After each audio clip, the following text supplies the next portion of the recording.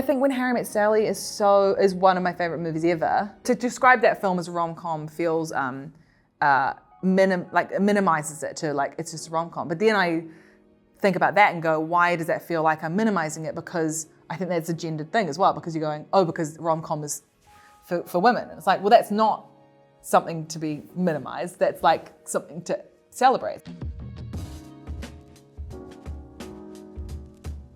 Welcome to Salon Talks. I am Mary Elizabeth Williams, and this is Rose Matafeo. Hello. How'd I do with the name? You did really well. Okay, I practiced. You can tell. It's like people running up to something. Like, am I going to do it? I do it all the time. I know. You have nailed it. You have decades of practice. I know. Rose is an actor. She's a comic. She's a writer. She's a director. She's a podcaster. She's a TV host. She's a Taskmaster And a Pisces. Mm-hmm. My water sign sister will talk. Right. You know her, of course, from the Max series Starstruck that I loved so much. It was absolute chef's kiss perfection. She now legally owns Return of the Mac because of that. That is your song now. Mm-hmm. You know her from every British game show you've ever seen. You know her as the voice of Lotto from Moana 2. Mm-hmm. And now her new stand-up special, Rose Matafeo. On and on and on. Rose. That was impressive. Thank you. How did you remember all that? I didn't. I had notes right in front of me. Oh, great. No, but now from here, it's just going to be you and me. I want to talk about this special because I loved it so much. Thanks for watching. It takes its title from the most vulnerable and liminal of spaces, the Notes app. The Notes app. Who would have thought when they invented that simple application that it would be the format in which we read so many harrowing things written at 2 a.m. in the morning, going through a tumultuous time. And lists of books we want to read. Exactly. And New Year's resolutions. What else do I have in my Notes app at the moment? It's always to-do lists that I never to do, But yeah, I have one. I still have the long Notes app that this whole show is based on in my phone. You call it a manifesto. Yeah, I mean, an unhinged manifesto. I'm sorry, I want to clarify. An unhinged manifesto. Yes. 16,000 words. 16,000 words. Yeah, 16,000 word Notes app that this show was born from. Yeah. It's not a note. It's an essay. It's a manifesto. It's a lot of your thoughts. So it's the longest thing I've ever written in my life. It really is. I was terrible at university. I could never write essays, and I'm like 16,000 words. It's bizarre. You've written whole shows. Yeah. So tell me about the moment, the pivotal moment that made you begin this document, and then say, now, oh wait, this is a thing. I can turn this into content. I think all comedians rely on the Notes app or a notebook or some form of writing down ideas. I mean, all writers do as well, Although you're famously anti-notebook. I am famously anti-notebook, but then that's actually absolute. I mean, I have come around to notebooks in the interim, which is very bad, actually. I shouldn't say that publicly, but I'm okay with it now. So this is a safe place. I know. No one will see this. If anyone sees me out with a notebook, I'm like, oh my God. But no, it's a place where I collate my thoughts best. Because also it's so immediate, right? With the Notes app on phone, you're always with it. So I was finishing up on the third series of Starstruck, and we were editing it, and I started doing a lot more stand-up because that year had been quite a full-on year. Lots of things were ending. That's what I think I talk about in the show is like I'm very bad at endings because many things in my life were kind of coming to an end. I think doing this massive show that I'd done for 3 series and relationships that were ending, people were like passing away, I think a whole kind of interesting portion of one's life was coming to a close, which is your sort of mid-20s to going into your early 30s, where I think everything quite abruptly starts changing and probably quicker than I feel like I have the capability to sort of deal with. So that was what a lot of the show is about, is just that kind of interesting, very weird, very small kind of 2 or 3 year blip of life where, everything changes a little bit. It does. Yeah, it's weird. And I just started doing a lot of stand-up, and then this came out of that. And it changes differently for everyone in your life. Totally, at different stages, and it was weird. I was just saying to someone about the third series of Starstruck, because I put it into the future. So it was happening when I was turning 33. I'm turning 33 next month, and all of the things that happened in the show are happening now.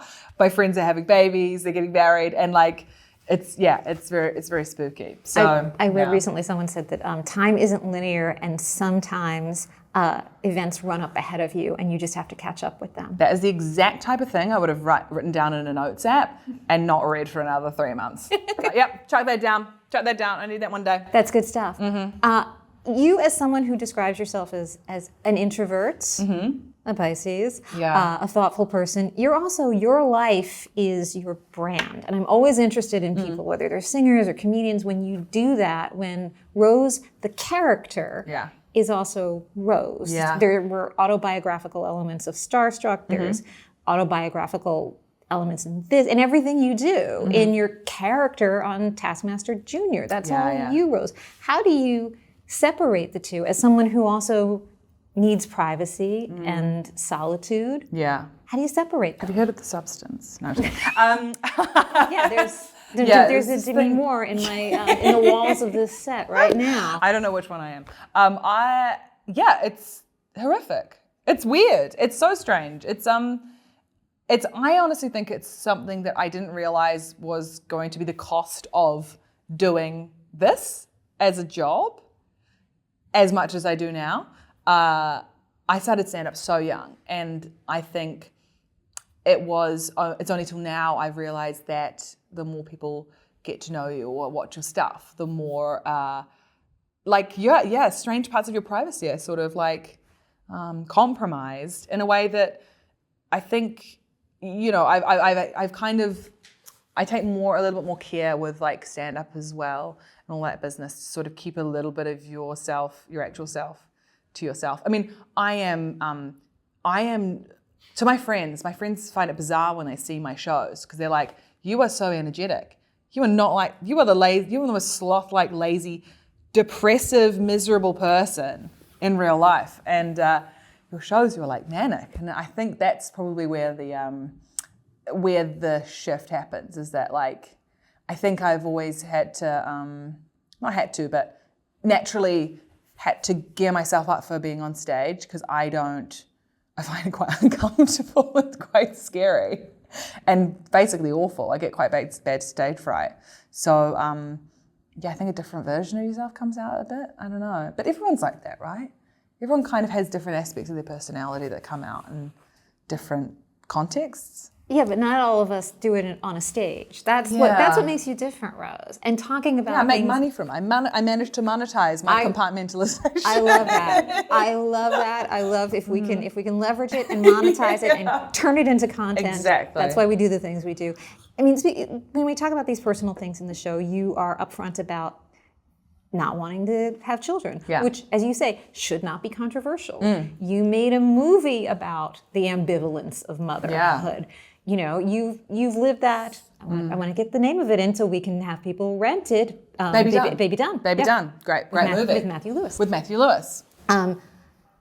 But talking about these things, saying, I don't think I want to have kids. You say in the show that this is a thing that people still kind of expect. They're looking for your inner mother to come out, your inner mommy to come out. Yeah. What is it like now, since you've been so upfront about that? I want to know the response you get from other people who are also wrestling with these things, with the sort of the default expectation that someday you're just going to be a mommy. Yeah, I think it was interesting doing it live when I would be able to catch up with anyone or see anyone who came to the show after it.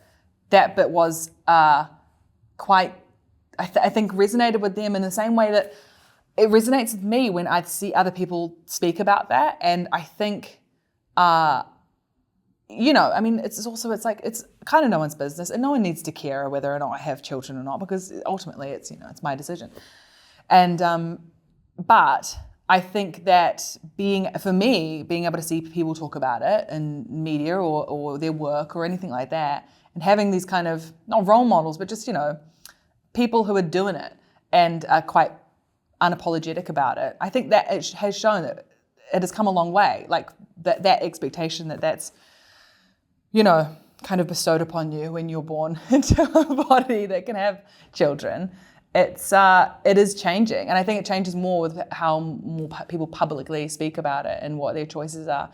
And in a weird way, I think even though it's 2025, it's like so many of these things are going backwards in terms of actual rights of, being able to have access to birth care, or, like abortions, or all of that stuff. That is so scary to me, because I really thought growing up, you're like, oh, we're on an upward trajectory where things are getting far less scary, far less dangerous for women. And then it's like, things are going backwards, and you're like, how is this happening? And I do think that there is the kind of backlash to a woman or a person saying that they don't want to have kids is just one end of a spectrum of that, and I think the more people can get used to talking about that openly and being okay with it is great. But yeah, but also sometimes it feels like I'm a real old man yells at cloud vibe, because like, no one cares you don't want kids. Shut up. And I'm like, oh. But again, if you can make content out of it, why not then, right? Exactly. If you can make jokes, make that money, make those jokes, and spend it on yourself, and then spend it on yourself, because you don't have to put anybody through university. Exactly. That's the plan, Rose. That comment about your inner mom came out of you becoming a taskmaster, becoming the taskmaster. This is a beloved institution. Yeah. This is a big deal. Yeah. Tell me about what it is like being the taskmaster and working with kids. You started at the same age that these kids you're working with now. Totally. I started when I was like 12 doing TV bits and stuff on New Zealand kids television and all that, which I had a lot of fun doing. And it was so fun to be in the position where, you're meeting these kids who are just so funny, so talented. I loved the show. Like, as soon as I heard the idea for the show, I was like, as a Taskmaster fan, you're like, I would love to watch that. And so to be able to work on it was an absolute joy. And it's like, it is a funny thing, as you say, like, speaking about how you don't want kids doesn't mean you don't like kids. Like, it was so much fun. I think you can enjoy kids even more when you know that you don't have to sort of take care of them when you go home. You like send them home to their own parents. But these kids were like so well cast, so wonderful. Got to work with Mike Wozniak on it, and it was scary though, because Taskmaster fans, they're tough. If you don't do well, if you don't live up to their expectations, you can. This is an institution. Get killed. I imagine. Absolutely. That's the British way, right? There's just heads on spikes at the gates of the city. You've been there. Right. I know. I know how it is in the UK. They don't mess around. I want to ask you about that as well, because whenever if I go to the UK and I turn on the TV and I don't see Rob Beckett's face on something, I feel like to hear the phrase Rob Beckett in New York uttered by I can't deal with. I can't deal with that. You know. You shouldn't know who Rob Beckett is. Oh, how do I not? No offense to Rob Beckett. How do I not know? You should not know who Rob Beckett is. Because I do this. I'm in a hotel in London. I'm going to see his face. I hate how that's true though, because I turned on the TV and he was on Celebrity Gladiators the other day, and I was like, of course. Every 50% of UK content is some sort of a quiz show. Is some Rob or Noel or someone or Richard doing their comedy in a quiz show or a task or there's a task, and then if you're a British comedian, if you're in the UK working as a comedian, you are set. You are on 24/7 every show. What is it about that country that does that so well, that has such respect for actually employing its comedians in a way that you just don't see anywhere else in the world? I don't know. I think it's a really good question. I think it's like a real, question of TV culture, isn't it? Like, I think I love turning on terrestrial television in any country that I'm in. It really gives you the lay of the land, makes you understand a country. I had this experience in America the other day where I was watching an interesting variety show. I was like, I feel like I'm in a different universe. Even watching the Thanksgiving parade, I was watching that and I was like, I don't know what is going on here. But the same thing for the UK. When I moved to the UK, so much stuff on telly, I was like, what the hell's going on here? But that is true. Like, when I was first moved there, I got so many opportunities to do those panel shows, lots of panel shows, comedy panel shows and all of that, which I used to illegally download in New Zealand on the internet to watch, because that was my way of seeing my favorite, sketch comedians and stand-up comedians and stuff on telly. So yeah, I don't know. And it but it rarely works here with American comedians. Why is that? This is my question to you. That is weird. Well, I'm asking you. You're the you live in America. You're the professional comedian, Rose. All right, together we have not been able to figure this out. That's mental. I'm going to move on then and ask you about Moana too, because yes. you get to be part of this franchise. This is a big deal. Yeah. This is a big deal. I want to know, does it change your life that you are now a Disney character? I'm in the Disney... You're a Disney character. Canon. Yeah. I mean, it all happened quite weirdly because this was originally... Moana 2 was originally a television series, and then it got turned into a movie, and I didn't realize that until I saw it on Instagram and went, it's a movie now, oh my gosh. So, I think that email got lost. So it all happened incrementally, but it was so cool because from the very beginning, it wouldn't have, I would have done it in whatever iteration because it was an awesome team, great directors, and I've said this before, I need elderly healthcare from my nieces and nephews. So I need that cultural cachet. I need it. Yeah. So, but yeah, I got to go to Abbey Road to record the songs and stuff.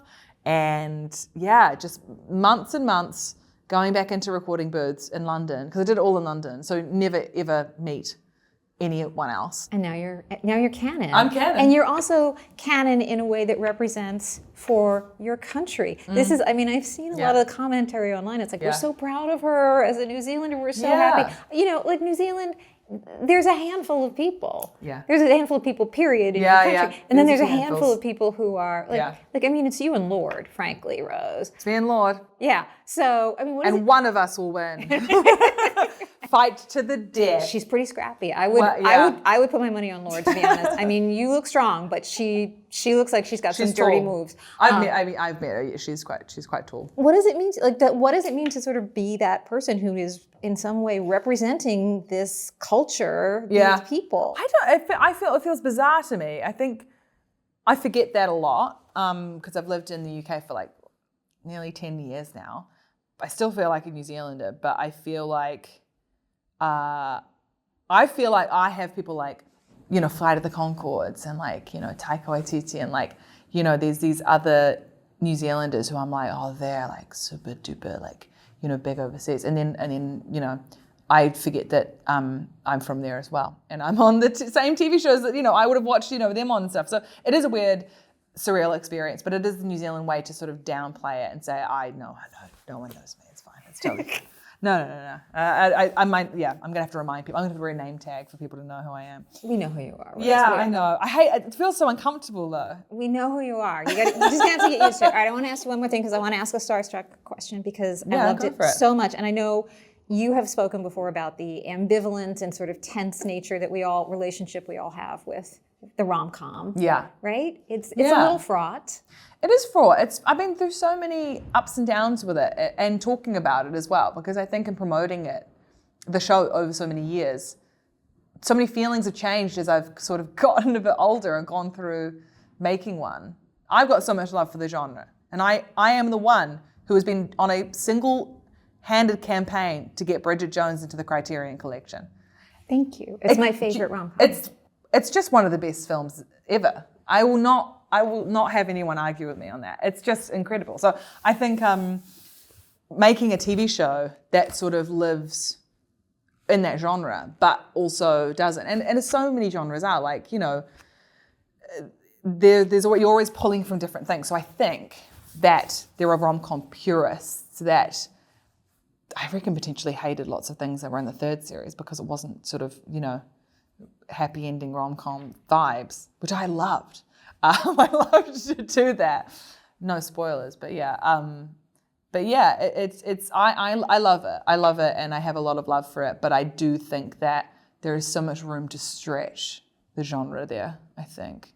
But I don't know. Are you a rom-com fan yourself? I am, but I'm very strict about the rom. I have a very small number that I really love. Yeah. So I want to know, what's your favorite? Is it Bridget? I think so. I think When Harry Met Sally is one of my favorite movies ever, and I think it's annoying because I think sometimes rom-com feels like to describe that film as a rom-com feels minimizes it to it's just a rom-com. But then I think about that and go, why does that feel like I'm minimizing it? Because I think that's a gendered thing as well, because you're going, oh, because rom-com is for women. And it's like, well, that's not something to be minimized. That's like something to celebrate. So I think that would be top. I think Moonstruck, things like Moonstruck, I think they're just romantic movies that are funny. And, you know, it's like, as I've said before, there are romantic elements in action films. There's romantic elements in, you know, crime, you know. That's my big defense of rom-coms, is that there's always romantic storylines in all of these other ones. Yeah, there are no action story, there doesn't have to be action or thriller storylines in rom-coms because it's enough. There's no rom-ac. Exactly. Right? Out of Sight, maybe? All right. That is rom-ac. Yeah, that is a rom-ac. But, you know, there's a couple. Good for you for pulling that out. Sorry. You pulled that out. I know. It's been on my mind. You know why? Because it should be on all our minds. It should be on our minds. J-Lo should be on our minds. Because that scene in the trunk. Yeah. That's awesome. That is cinema. Yeah. Rose Matafeo. Thank you so much. Thanks for having me. What a fun time. This show, once again, is called Rose Matafeo. On and on. Just 3 ons. I should have practiced Just that 3 before. ons. Yeah. 3 ons. Thank you, Rose. Thanks for having me.